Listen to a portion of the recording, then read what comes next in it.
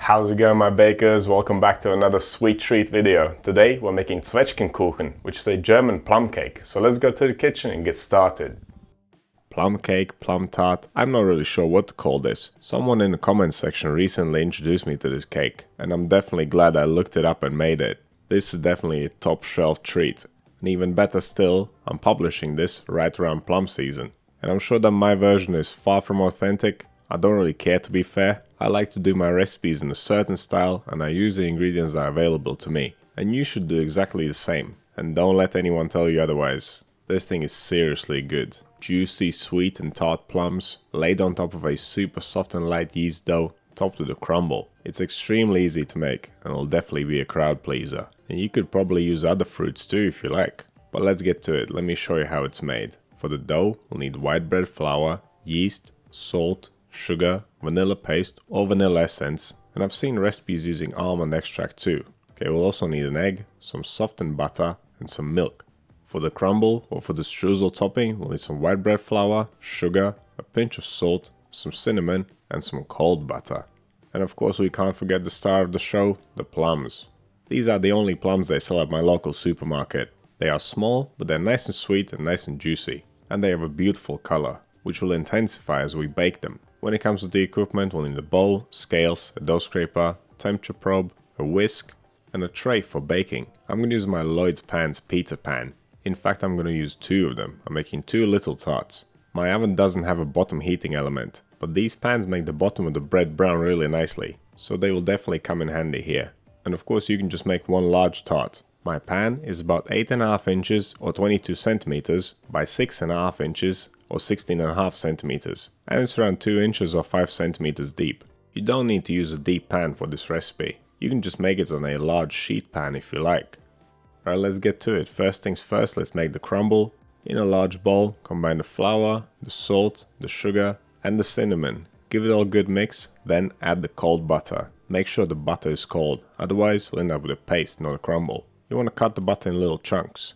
Coat all the butter chunks in flour, then pick them up one by one and break them up into smaller pieces. Do that with each piece of butter and then keep doing it until the mix is nice and uniform and nice and crumbly. It should look like this when you're done. Kind of resembles wet sand. It will take you a couple minutes to get there, so be patient.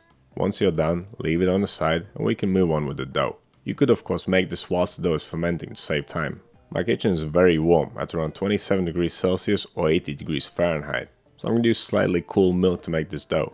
You can find a full video about no-knead bread dough temperature control in the Principles of Baking playlist. To make the dough, in a large bowl, combine the milk, the yeast, the salt, the sugar, the egg and the vanilla, and then give it all a good mix to dissolve the salt and sugar completely. If you're using active dry yeast, then let this mix sit for around 10 to 15 minutes before adding the flour. If you don't let it hydrate, your dough will take longer to rise. This dough contains a large amount of butter. We're going to use a cake making technique for adding the butter. To stop the butter from splitting, first we'll add 4 tablespoons of the flour to the mix and make it into a paste.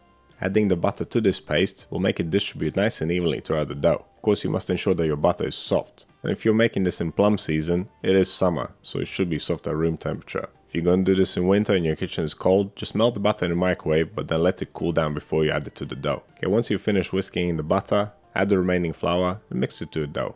This dough is kind of a mix between bread and cake. Usually breads are leavened with yeast, but the proportions of ingredients are definitely cake-like here. We are using quite a lot of butter and sugar here, and we want this dough to be nice and loose, so that means minimal gluten development. We are not even going to fold this dough. Okay, once the mix is done, quick temperature check. We're looking for about 25 degrees Celsius or 77 degrees Fahrenheit, and we're close enough. You don't have to worry too much about temperature control when it comes to a recipe like this, but it's always worth knowing where you're at after mixing, just to know what to expect when it comes to fermentation time. Now you see me dividing it into two. That's because I'm making 2 cakes. If you're making one, just leave it in the same bowl. You want to leave this dough to double in size. It took me around an hour and a half. It's definitely puffing up well in this heat. If yours is taking longer, just leave it for longer. Or if it's rising more rapidly, then move on with the next step sooner. These bad boys are definitely ready to be made into cakes. First things first, let's prep the tins.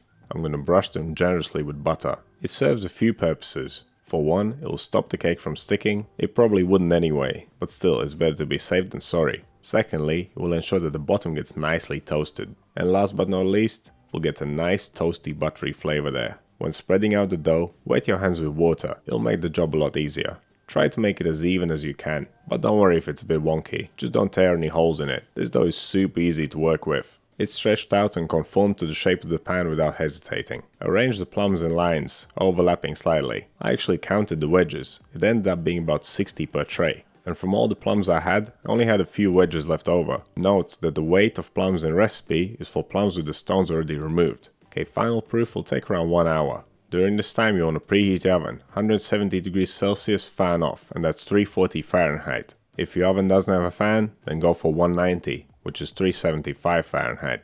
It can be tricky to tell if the dough is fully risen.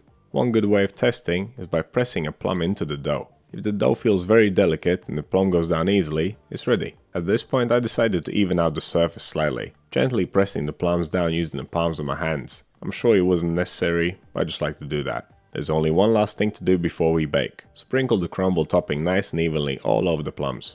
I had split this up into 2 separate bowls as well, just to ensure that both cakes get the same amount. Right, let's get these bad boys in the oven. They'll take around 40 minutes to bake. Don't expect them to puff up massively. And don't expect the color of the crumble to change much. It's already brown from the cinnamon. I turned the trays around halfway through the bake, and to check for doneness, I actually measured them with a temperature probe. Once the internal temperature reached above 94 degrees Celsius or 200 degrees Fahrenheit, they were ready, which took about 40 minutes. So you can definitely also probe your cake if you want to, because in your oven, it may take less or more time.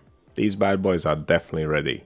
But they're a bit fragile at the moment, so before we remove them from the tins, we'll leave them to rest for around 15 minutes. These pizza pans are seriously good. Even after 15 minutes of sitting at room temperature, they are still super hot. Okay, now gently slide your tarts from the tins to a cooling rack. They are still quite fragile, and the depth of my pans definitely didn't help here.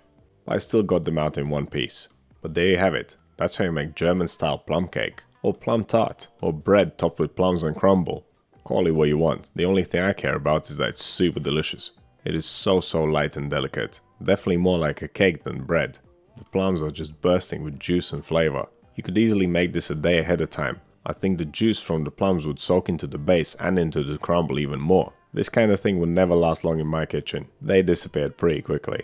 If you are going to make this recipe, I would love to see a picture of it on our Flickr group. You can find a link to it in the video description or in the pinned comment down below. I don't post much there, that group is made for you, but I do pop in every single day to see what you've baked. And I'd love to see that community grow. So what do you think of this recipe? Have you tried it before? Have you seen it before? And for my German viewers, how's my pronunciation? Zwetschgenkuchen, does that sound pretty good? Let me know down in the comments. You want to see more videos like this one? Click over here. Subscribe to the channel, click right here. That's all I have for you today. Thank you so much for watching. I'll see you in the next one.